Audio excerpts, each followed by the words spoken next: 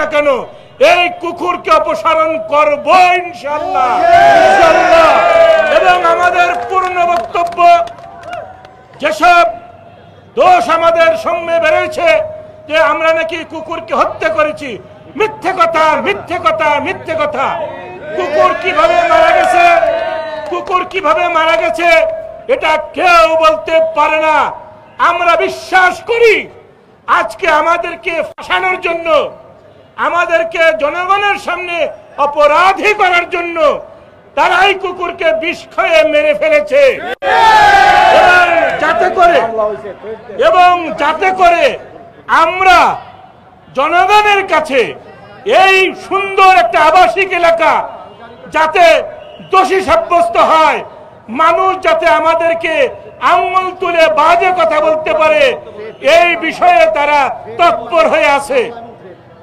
এবং তারা আমাদের বিরুদ্ধে বিভিন্নভাবে মামলা করেছে, ইভেন কি টেলিফোনে থ্রেট দিচ্ছে।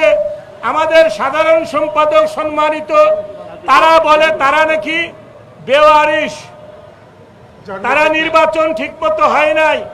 জাপান গার্ডেন সিটিতে এবার যে নির্বাচন হয়েছে এরকম নির্বাচন রাষ্ট্রেতেও হয় না।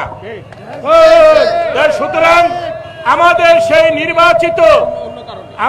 সেই নির্বাচিত নেতৃবর্গকে তারা হুমকি দিয়েছে এবং তারা আমাদেরকে আক্রমণ করেছে।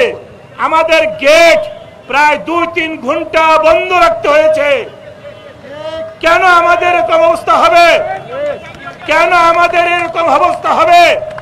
কেন বাহিরের শক্তি এসে আমাদেরকে আক্রান্ত করবে?